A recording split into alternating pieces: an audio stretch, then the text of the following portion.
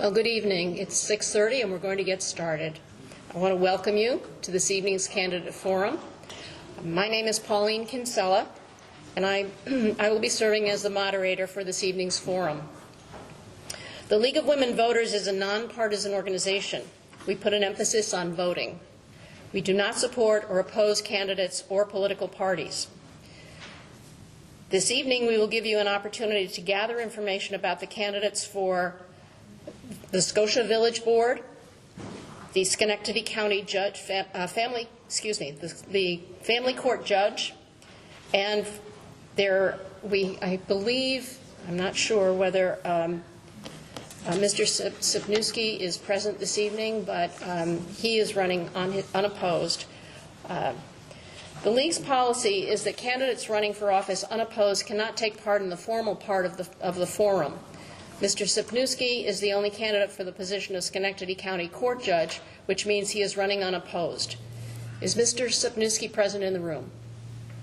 Okay. These candidates are serving our community and participating in the democratic process by their willingness to run for office, and we appreciate their commitment. We have a few ground rules. We ask that no campaign signs, swag, or literature be visible or distributed in this room. There is a table for campaign literature outside the room, and there is also information about the League of Women Voters outside the room. Please take a look at any of those materials in which you might have an interest. No recording or pictures are allowed unless authorized by the League. Any use of the authorized recording that is being made this evening requires the advance approval of the League of Women Voters. Also, please silence your cell phones for the duration of the forum. You're welcome to submit written questions on the cards that will be distributed. Please indicate the office for whom the questions are directed. The questions should be suitable for all of the candidates for that office to answer. Please hold up your cards, and an usher will collect them throughout the forum. Questions will be screened, and questions that are unclear, hostile, or of a personal nature will not be used. Questions that fall in the same general area may be consolidated, and there is often not enough time to cover all of the issues. But please feel free to contact the candidates directly for more information if all your questions haven't been answered in this evening's forum. For each office, candidates will have a 2-minute opening statement, 1 minute to answer each question, and a 1-minute closing statement each. We have timers who will hold up a yellow card when there are 30 seconds left and a red card when it is time for the candidates to stop. During the questioning time of the forum, the order of candidates will be varied. With 2 candidates present, that's not hard to do. During the questioning time of after each statement or question, please hold your applause until any of the candidates have spoken. With that being said, I'd like to get us started with opening statements from the candidates who are present this evening for the Village of Scotia Trustee. We'll begin alphabetically with Mr. Cook. Thank you, Pauline. Thank you so much to the League of Women Voters for putting on this forum, as well as your emphasis on civic engagement. Forums such as this are critical and vital to making sure that our neighbors have access to the candidates as well as to information so they can make informed decisions on Election Day. I moved to the village nearly 15 years ago. My wife and I got married at her family church right in Scotia. And it was at that moment that we decided that Scotia, specifically in the village, is where we wanted to live, work, and raise our family. It's where we decided to lay down our roots and call home. And it was its walkable streets, its safe neighborhoods, and its beautiful parks that really attracted us to the village. And it's that same attraction that we had that makes the Village of Scotia a top choice community for many of our neighbors. And I'm proud of my record over the last 4 years in working day in and day out to preserve that character of the village, to keep our streets walkable, to keep our neighborhoods safe. We've also been working diligently at controlling spending, but without eliminating any of the high-value services that our village residents rely on each and every day. I'm also proud to begin a lot of the process with modernizing our facilities and improving our infrastructure, something that is so critically vital to a village like ours that was incorporated well over 100 years ago. So it's with that sense of commitment to community that I continue to serve and would like to serve the Village of Scotia for the next 4 years. Thank you. Mr. Solotruck? George Solotruck. I'm a father and a husband, a father of 3 boys and husband to Lisa. We moved to the village some time ago for the services that are provided in the school district. Our middle son is a child with special needs, and they have a great co-teaching program that has served us well throughout our time here.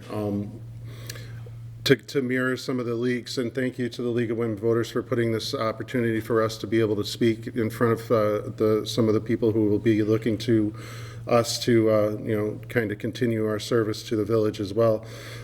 Thank you for that. And really, my priorities are kind of the same as far as, voting is kind of the most important part of this process, the democratic process. If you want to be represented, you should make your voice heard. And this is an opportunity for us to kind of speak about those things that are important to us. I too have been involved with the facilities project to ensure that our facilities are safe and sufficient for our employees to provide the services that we provide. And those things don't come for free, so it's great to be able to have visibility on the process in which they're decided upon and how we move forward with them. I think that's about it for right now. You can have those 30 seconds back. So. But thank you. I appreciate you guys coming and attending, and really that's very much the priorities I think we should be focusing on, is engaging and educating and voting. So, thank you. Thank you.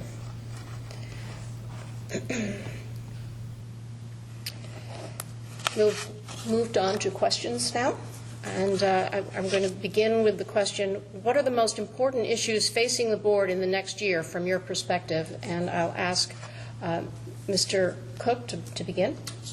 So I think, it's actually a challenge and a struggle that a lot of municipalities are facing, and that's improving and modernizing our infrastructure. We've began a lot of the process with applying for a WIA grant to help do some much-needed improvements at our water pump station, as well as the lead service line inventory that will help us begin the process of working with our state and federal partners with seeking funding to address lead service lines that are in our homes. And lastly, I think it's continuing the municipal facilities project into phase 2, ensuring that our police department as well as our village staff have the tools and resources they need to do their job effectively, but also that our village hall could be handicapped accessible, which I think is essential to our democracy and to our engagement. Thank you. Mr. Solotruck? Yeah, I think we started to work on a strategic plan for the village, and I think that's going to be kind of a very important part of our path forward. If we can make that into something that we can work on. It's there's a lot of different things going on, as Trustee Cook said. There's a lot of things and variables that go on with funding and processing and our priorities of our village residents, which are really kind of the key voice moving forward. I think is make sure that we're representing the the majority voice within the village for improving our facilities, making our streets walkable.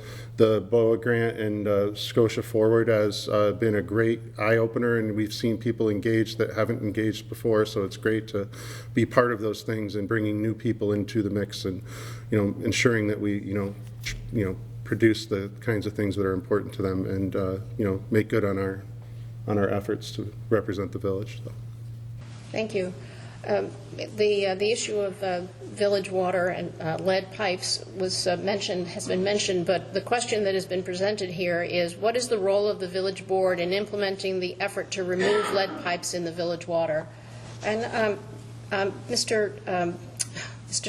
Solotruck, would you like to respond to that one? Sure.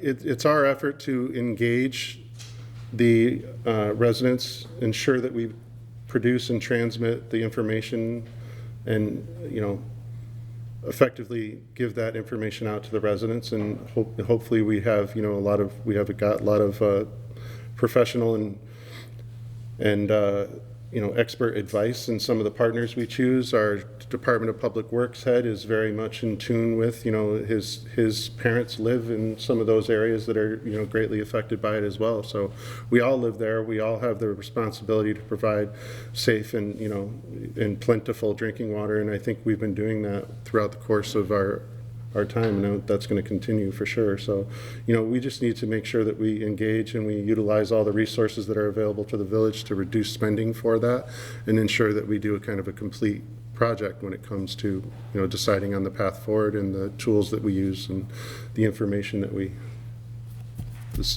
produce. Mr. Cook? So I think, obviously, safe water is a right. It's something that all residents have a right to.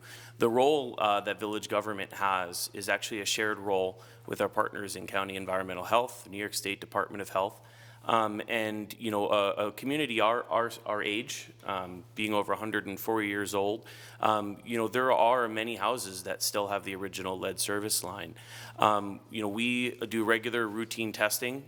We know that the majority of the current lead numbers are coming from that service line, which right now all falls on the property owner, but there is discussion that may shift, and as a result, we've been taking the proactive step to do a lead service line inventory to position ourselves in a way so that we could apply for funding through our state and federal partners to hopefully be able to address some of this with the residents and the homeowners. Thank you. What qualifications do you bring to the board that make you a potentially significant participant? And why don't you go ahead, Mr. Cook? Absolutely. So I come with over 20 years of experience in the nonprofit sector with a communications background, and mainly in a lot of fundraising, arts and culture, but with that also comes a lot of community development, engagement, the ability to connect with village residents, the ability to connect with, even partnerships, because in the nonprofit arts world, it's all about partnerships. I now work full-time with Schenectady County, and I have the opportunity of seeing government at work and being a public servant. But I really think also my ability, one of the things we did when I first started was bring video technology into the village hall. So that's, continuing to focus on being transparent, being open, is some of the experience that I have and the commitment that I have. Thank you. And Mr. Solotruck?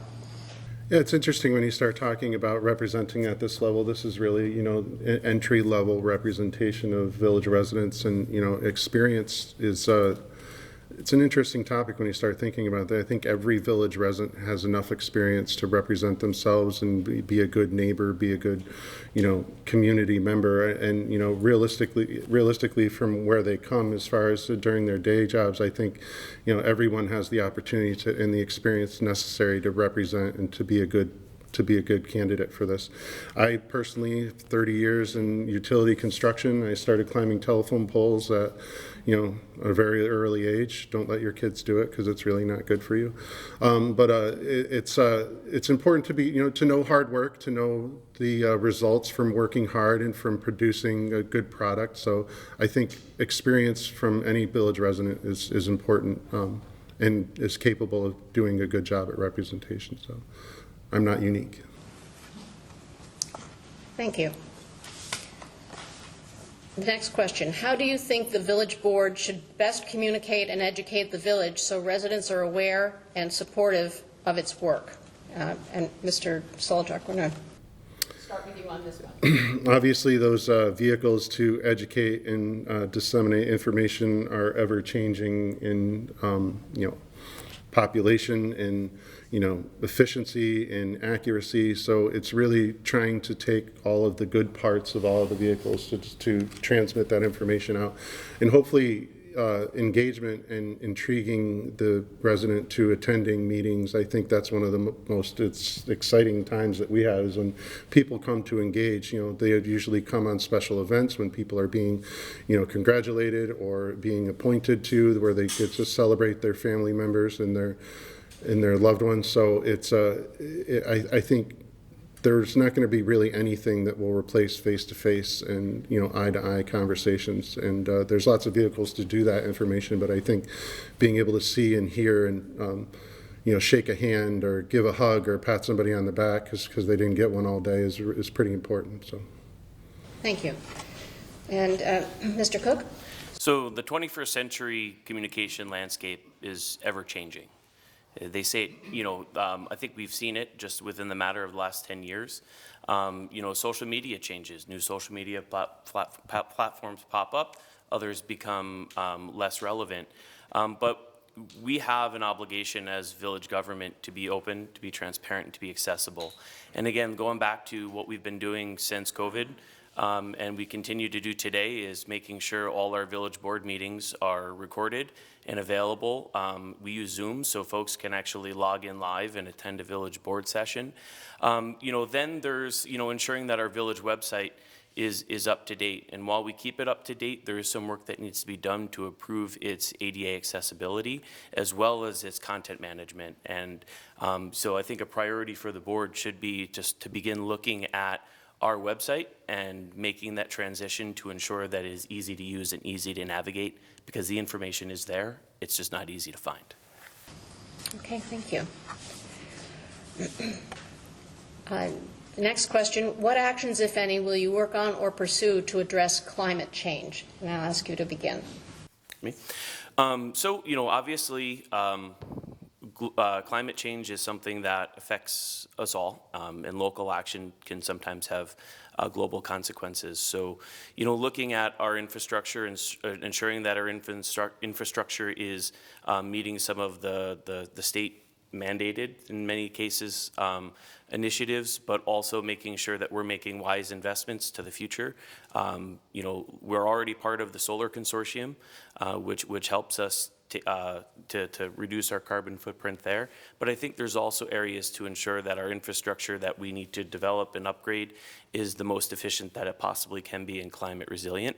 We are in a floodplain, so we do have to act because we know, based from Hurricane Irene, that the consequences of extreme weather patterns can impact our neighbors and our residents pretty substantially. Thank you. And Mr. Solotruck. I think it's, you know, at this level with village government, you know, we need to definitely be aware of and encapsulate and capture all of the resources that are available to us from, you know, our county resources, which are plentiful, and the state resources for that, you know, working with NYSERDA directly. And there are, you know, lots of benefits that can come for village residents and cost savings. You know, there's, you know, many, if you combine efforts with high impact action items with NYSERDA, if you combine efforts with the, you know, the solar work that we've done, we do have a limited geography, a limited amount of space, so we try and maximize those opportunities as much as possible. Again, it is kind of it's a, you know, you say global, but every little part, even our village of almost 8,000 people, contributes to the big picture. So being cognizant of that, using the tools we have, and, you know, make sure that we kind of engage and, you know, represent in that arena. So. Thank you. The next question is, what are your best accomplishments as a trustee? And Mr. Solotruck, I'll have you go first on this one. I was appointed in 2018, and I was thankfully placed into our facilities project board. It was a board of residents who have stayed involved or not stayed involved, who have moved away or, you know, definitely doubled down on it. I was very proud to be part of that and see the selection process all the way through with some of the, you know, the geography challenges we had. We had limited choices, and we really kind of worked it into a fair amount of choices. And I think, you know, throughout that choice path, and we presented options, and, you know, we had an election that the village residents approved. I just wish we could engage more. You know, I think trying to get engagement out there a little bit more and make sure that we're present and acknowledge all of the concerns, or the majority of the concerns we can. So, but I am proud to be able to see the facilities project through to fruition. So, Mr. Cook?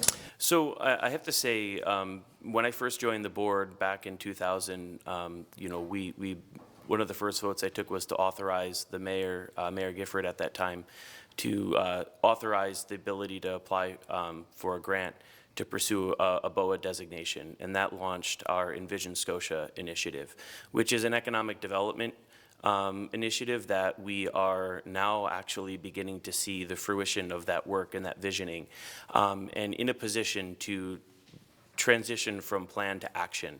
So we have a great small business corridor on Mohawk Ave that has a lot of potential and a lot of great businesses that are already there. But I think that the Envision Scotia plan is one of my greatest accomplishments, but also the school resource officer. Public safety within our school and having a community policing model is absolutely essential to a 21st century police department. And we have great police officers, and our school resource officer takes that being a trusted community partner in the school and brings it back into the neighborhoods.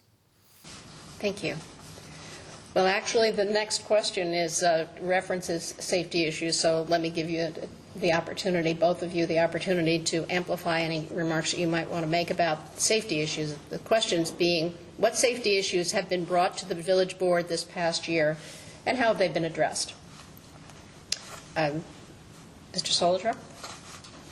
Safety issues. I think some of the misinformation that was out there brought some of the kind of fear or uneasy feeling about quality of water. That is a service, but it's a safety issue as well.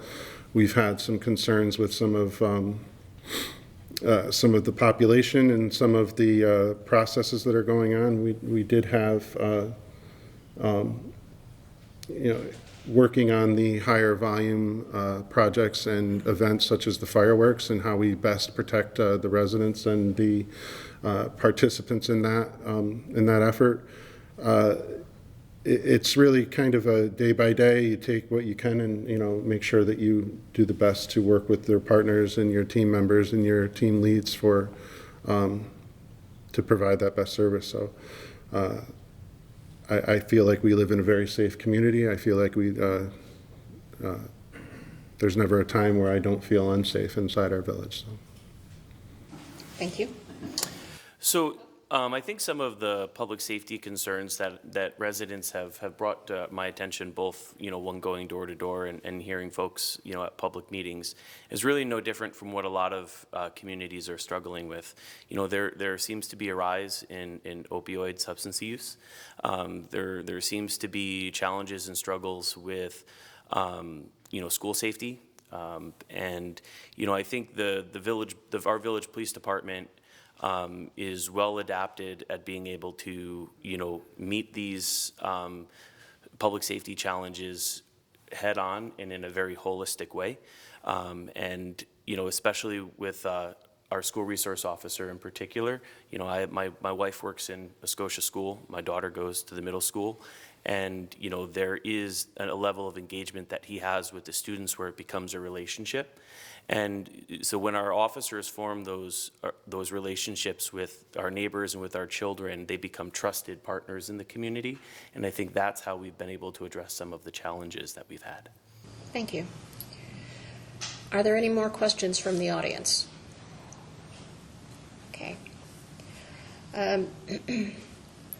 In that case, what I'm going to do now is ask each of you gentlemen to give your closing remarks, and then we'll move on to the next group of candidates. So let's begin with Mr. Solotruck. Again, thank you for offering this opportunity for us to speak and you know, brush up on our public speaking skills a little bit. I think we all need a little bit more time in front of people to do that. It's one of the the challenges I think a lot of us have, when we look at some of the resources for people to get information or to talk about that information, it gets a little bit skewed. So these are real opportunities for people to have a face-to-face engagement and, ask real questions. You might not necessarily get that all the time, or if you don't choose to come out and engage during the public meetings, which are monthly. You can come every month and talk to us. There's two work sessions and a monthly meeting that every month you can come and talk to us directly. You can make statements in into privilege of the floor. You can also talk to us before and after those engagements. So I think it's important to engage. It's important to have opportunities like this, and I look forward to participating and continuing my support of the village. So thank you. Thank you. And Mr. Cook. So village residents work hard day in and day out, taking care of their households, taking care of their neighbors, taking care of their community. And when I first joined the board back in 2000, it became very clear that village residents deserve elected officials that work hard on their behalf. Not many individuals know what goes into the day-to-day operations of their local government. It's not something that makes the evening news all the time. So one of the things that I want to encourage, folks to do is be involved, be engaged, and know that they have a promise from me that I will always be accessible, that I'll always be there to answer a question, to even help them navigate village government, but that also, because we don't live as a village alone, that we are part of a broader community that includes the town of Glenville, the county of Schenectady, and New York State, and that I will be a member of the board that will continue to build those partnerships and those relationships with the broader community. Thank you. That concludes the portion of our program this evening relating to the Scotia Village Board. I do want to remind the audience that there are 2 vacancies for the board this year, and you've just met 2 of the candidates for those positions. And I want to thank both of you for participating in this evening's event and express appreciation on behalf of the audience in this group for the important work that you've identified and are working on. So thank you. And thank you for your important service you do. Happy to help.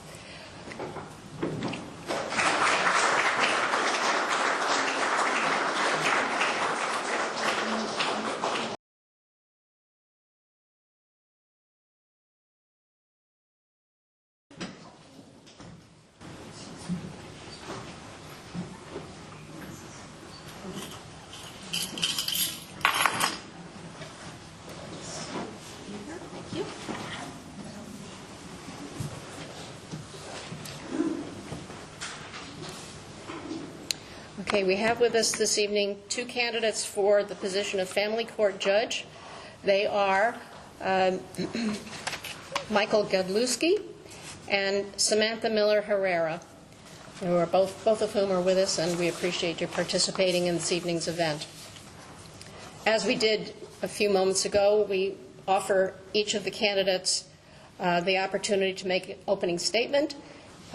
For a 2-minute opening statement, and then we'll move on to questions and answers. So, and once again, we will be doing this starting alphabetically, but also moving back and forth with respect to who goes first for answering questions. So, but we begin then, therefore, with Mr. Godlewski. If you'd like to make your opening statement.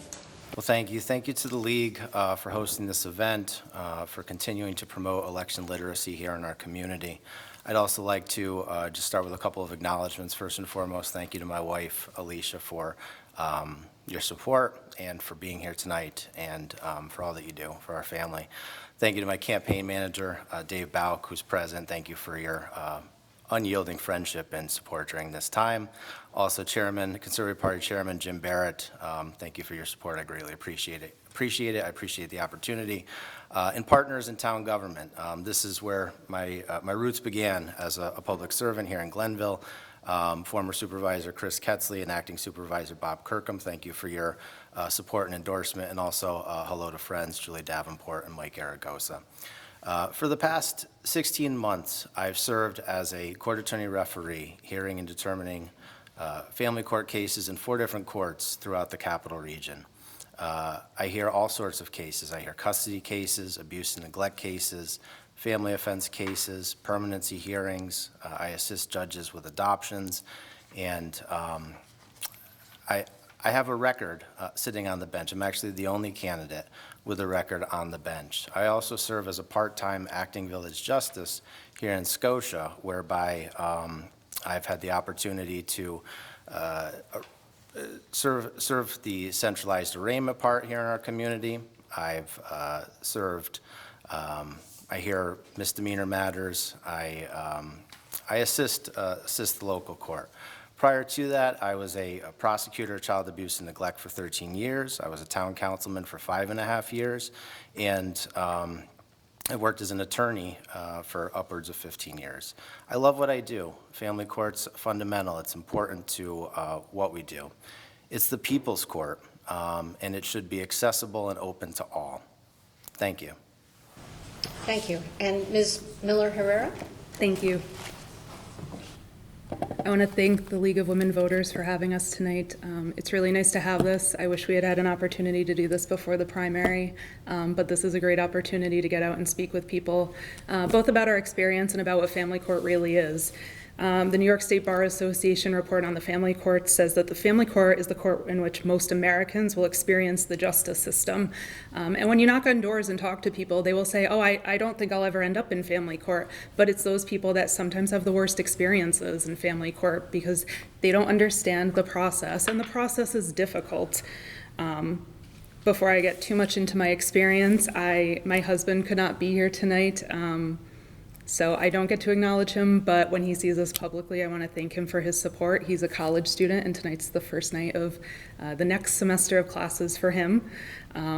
There's also a household full of children at home that he is helping to make sure are on track for bedtime. My 13-year-old is babysitting my 3 younger children tonight. I'm mom to a blended family of 6 children, and that takes up a lot of my time. But when I'm not doing that, family court has been my place. It's a place that I didn't find on purpose. It's a place I ended up because 18 years ago this week I started a job that I saw in the classified ads of the Gazette newspaper as an advocate with the YWCA's domestic violence program.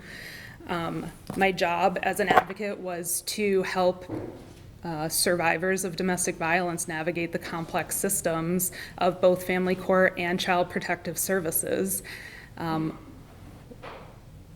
In doing so, I learned that legal representation isn't just about going into a courtroom and making legal arguments, but it's about a holistic approach to the people that are in the courtroom, the people you represent, and the families that they represent. I'm running for family court because 18 years later, I'm still in family court, and it's an important role. It's important that we have the best candidates on the bench and that we have people who understand all the different jobs. Thank you. I would like to point out that under the rules that are applicable to us in conducting these candidate forums, that we cannot take questions from the audience for judicial candidates. So we have a list of questions that we hope will meet your needs and answer the questions that you would otherwise be presenting.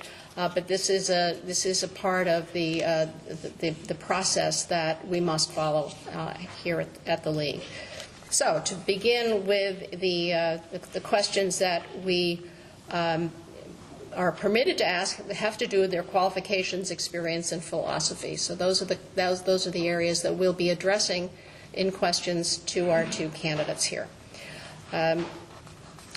You have each indicated some of your professional qualifications for this office, and I would give you the opportunity to add anything further that you would like to add to the descriptions that you've already provided. I'd ask that Mr. Godlewski, that you begin. Sure. I'm going to talk a little bit more personally. When I go to court every day for the past 16 months, and I've sat in judgment of others, I bring the perspective of a husband, of a father, of a son, and of somebody whose own personal struggles are part of who I've become, a part of the man that I've become, and the lawyer that I've become. I too was guided towards work in family court because of what I've seen and what I've experienced. And I think struggle is an important aspect, an important qualification in a judge. We shouldn't have judges who come exclusively from families of privilege, from families from affluent communities. We should have judges of all shapes and sizes, of all backgrounds. And for me, I grew up in Rotterdam, middle-class background, middle-class roots. My parents are divorced.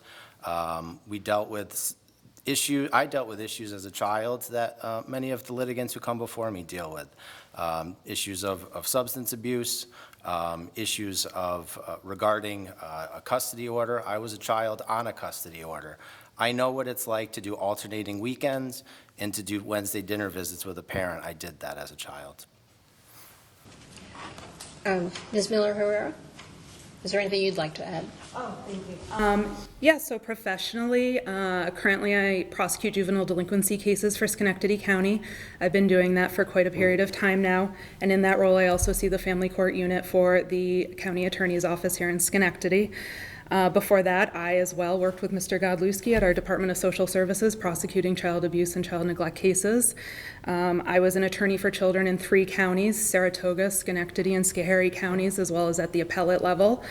I represented parents and grandparents through our county's conflict defenders office. I was an advocate through the YWCA's domestic violence program.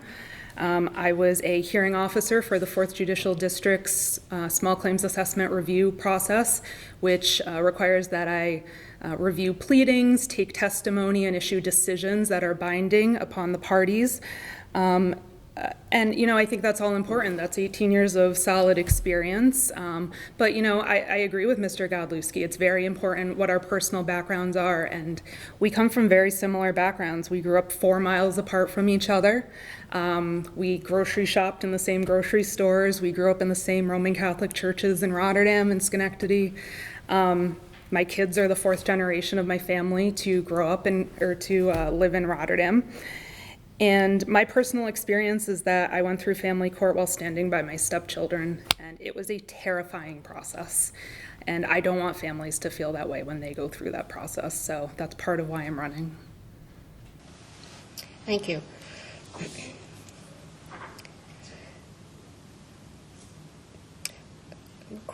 Another question that we've been asked to offer to you is, what changes, if any, would you suggest to improve the jury system? And I'd ask you to begin, Ms. Miller-Herrera. Well, family court doesn't have a lot of involvement with the jury system, but the Office of Court Administration has put out many studies on the role of juries and diversification, how it is a good way to reduce implicit bias in jury deliberations. So I think there's a lot of work to be done in terms of creating more diverse juries and getting more people to serve. And when I talk to people on doorsteps, one of the first things that will pop out of people's mouth is, I served on a jury. I had a child abuse case that was being criminally prosecuted. I know what you deal with because I sat through that. Or, I can't believe this traumatic case that I sat through. And it's amazing that people, people have that experience and they now understand the process. It's important to serve on juries. It's important to be willing to. It takes time, it takes effort away from your families, away from your own careers. But I think it's really important that we continue and that the Office of Court Administration continue to work to improve the jury process. Thank you. And Mr. Godlewski? Yeah, I actually in our office currently is a fellow with the Franklin Williams Commission. That's a commission in the Office of Court Administration that is essentially devoted to increasing diversity within the court system. And I've sat down with her. She actually, I just found out she passed the bar exam yesterday. Sat down with her and we've discussed this issue, and it is important. And they actually recently did a forum or a study out in Buffalo about jury pools and what it was essentially a push-pull of people about what's important to you.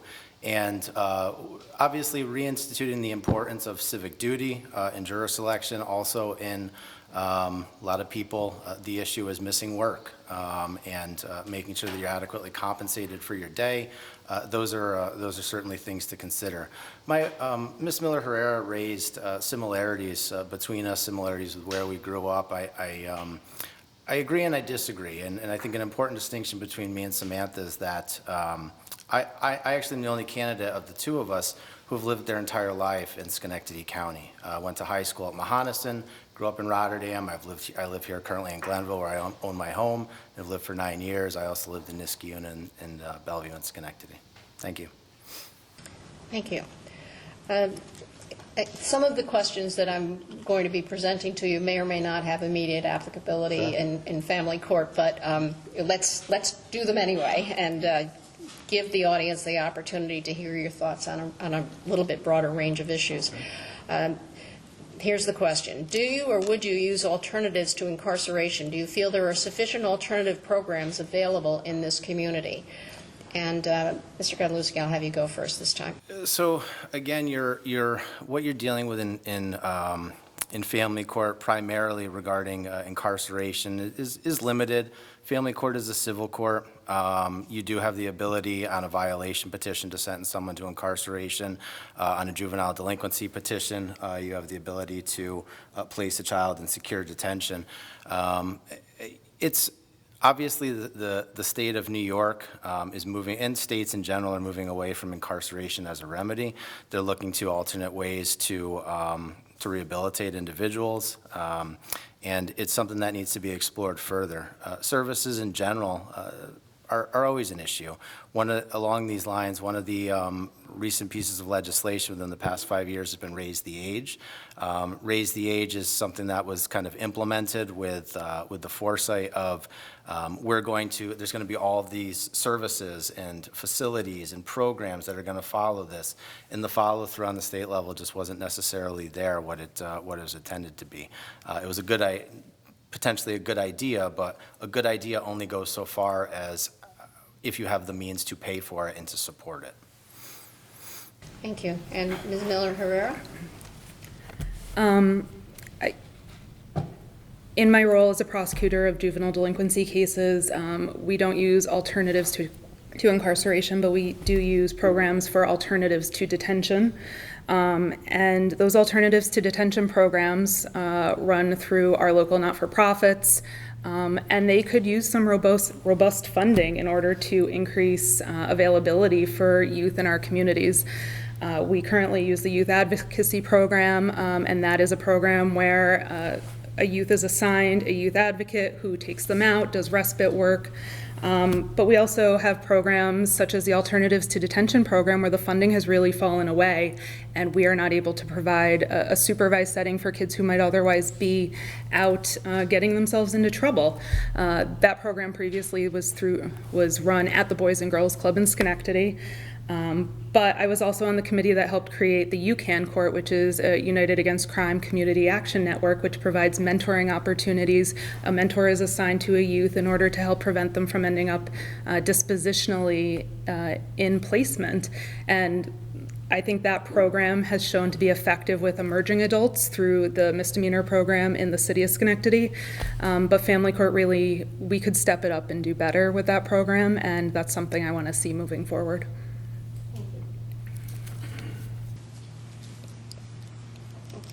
For next question, I'd like to again have you answer Ms. Miller-Herrera. What improvements would you like to see made in the family court system? I don't know if I have enough time to list all the things that I think could use improvement, but I think some of the top I think my biggest priority is working to get cases to resolution more quickly. Every day that you spend in court with a case unresolved is a child's life in limbo. My experience with my own kids, my older kids who are now 24 and 21, is that every time their case was adjourned, their life was flipped upside down.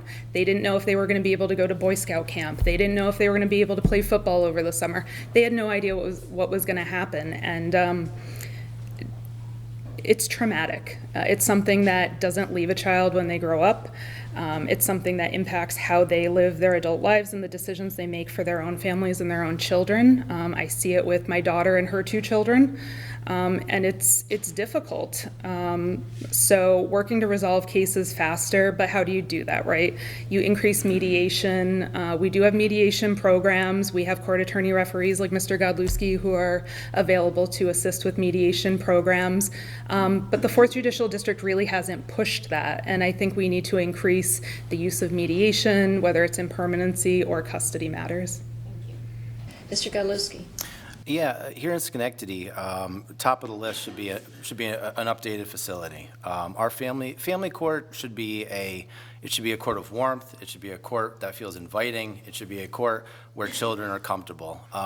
Actually, here in Schenectady, we're actually out of compliance with the Family Court Act in the sense that we don't have a daycare for children, for parents to leave their children when they attend court proceedings. In my experience, I sit in 4 different family courts, so I've gotten to see kind of the good and the bad and what works. And Albany County Family Court, they have an updated facility, they have a spacious waiting area. They have, not only do they have a daycare facility, but they have a waiting area that's specific to youth who are in foster care with toys and with stuffed animals, and actually with an old Nintendo. I look at it as kind of the Taj Mahal of family courts and what Schenectady should aspire to be. The legislature started to look at the cost of a new facility, but it's overdue. We're in a generic office building. Space is limited. We're actually out of space, and right now referees are actually conducting proceedings and hearings virtually, which shouldn't be happening. Okay. To what the extent to which you and family court deal with public defenders, the question is, do you feel that the current public defender system in New York State affords the indigent with competent defense, and if so, why or why not? And I'm going to ask Mr. Godlewski to answer first, and then we'll go to Ms. Miller. So like the last question, it's an evolving issue. I certainly think that all government attorneys, prosecutors, public defenders, conflict defenders should be on a relative even playing field, relative pay scale. We've seen that here in Schenectady with the public defender's office unionizing to get better wages, to become more competitive with Samantha's office, the county attorney's office, and other offices within the county. I think that's important. Yes, litigants in family court should be afforded to the best possible defense. You have a right to an attorney on a family offense petition. You have a right to an attorney on a violation of support petition, and also parents in a custody proceeding have that right. And it's important that those rights are honored, and certainly you equally have the right to represent yourself. But you should be afforded fair access to a attorney, a competent attorney, a helpful attorney if you so desire one, and certainly it's an issue that needs to continue to be addressed. Thank you. And Ms. Miller-Herrera? This is an issue that's pretty close to my heart. I spent many years representing parents and families through the county's conflict defender's office, as well as assigned counsel through the county's 18B plan. What's nice about Schenectady County is our public defender's office is in the process, maybe close to completing their unionizing, which involves ensuring that their pay is in line with other attorneys' offices, both at the counties and other counties. It will help limit caseloads. If you don't know, public defenders are greatly overworked and greatly underpaid, and the work they do is so meaningful. But lowering their caseloads allows them to provide meaningful representation, because competent is important and ethically required, but meaningful representation is really what we're striving for. lowering caseload gives you time to meet with your clients, answer their questions. But I think what we can do moving forward is help to increase training for those assigned counsel plans where you have independent attorneys who are on contract with the county to represent people. And recently wages were raised in order to get more people back onto those plans and willing to represent those who need it. Thank you. This last question has to do with judicial ethics, and the question is, how would you balance the need for judicial independence with the need to raise campaign funds? Would you, for example, accept contributions from attorneys who may appear before you? And Ms. Miller-Herrera, I'll have you go first on this one, back around again. I mean, I think that's an interesting question, but we're actually not allowed to know who contributes to our campaigns. So I have no idea if the people who will appear in front of me have contributed in some way. I'm thankful for all the people who are willing to contribute and help me pay for all those signs that are littering Route 50 at this point, and for all the literature that I'm leaving at doors. But I think until the government finds an appropriate way to address that, it's not something that we're really able to know, and therefore we can't really address. Mr. Godlewski. Yeah, I would agree with Samantha at this point. There are laws in place so that judicial candidates do not know who are contributing to their campaign. Sam's actually having a fundraiser tomorrow night over in Albany County, if anybody's interested, at a restaurant over in Colony. So that's along those lines. But yeah, from my perspective, it's important that judicial candidates remain unbiased, that they are able to ensure that they are ethically fair. From my perspective, there are two components that make a judicial candidate a successful judge, and that is fairness and competence. And fairness is something that to me is most fundamental, and I'll get more into that in my closing remarks. That concludes the question and answer period. We're going to now go on to closing remarks. And Mr. Godlewski, I'll have you, well, I'm going to have Ms. Miller-Herrera go first because we started with your opening remarks. So let's reverse that and have closing remarks from Ms. Miller-Herrera. Well, it's been a long 10 months on the campaign trail, but I've really learned a lot speaking with people about their experiences in family court. And my takeaway has been that people feel that they need to be treated with respect and dignity.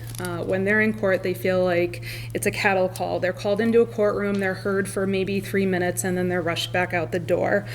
Last November, the state Senate held hearings on family court after a series of reports and news stories about both the New York City and upstate courts.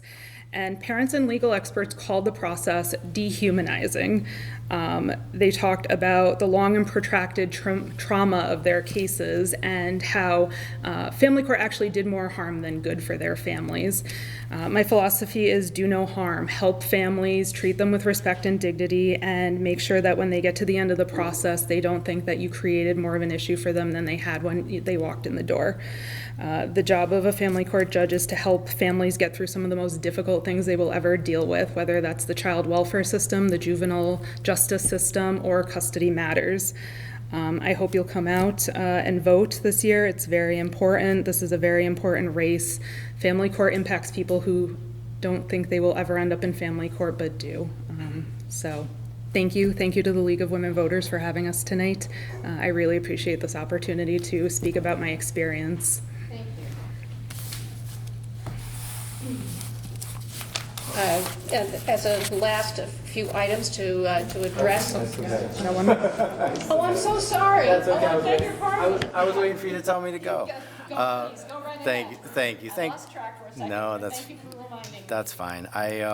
Thank you so much. Thank you to everyone for coming out. Thank you for taking an interest in the democratic process. Thank you to the league for putting on this event, and thank you to Samantha for her participation and in getting to this point.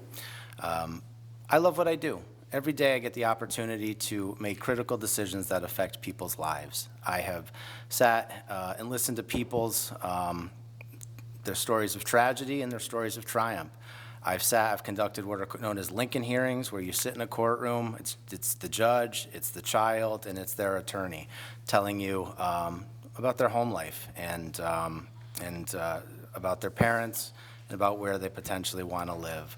I've made tough decisions. I'm actually the only one of us that sat in judgment of others and made tough decisions. I've decided where children go to school. I've decided which parent's going to have primary physical custody. I've decided whether or not children are abused or neglected children under the law. I've extended placement through permanency hearings and determined whether or not the Department of Social Services has done their burden. I take my role as an elected official very serious. As a Glenville Town Board member, I was very proud of my record, very proud of my attendance record, contrasted with my opponent, who as a Rotterdam Town Board member missed 21 meetings during her time. So I think it's important that you show up. I think it's important that you folks show up and vote, and I'm looking forward to the opportunity to serve. Thank you all. Thank you. I want to thank both Ms. Miller-Herrera and Mr. Godlewski for their participation in this session this evening.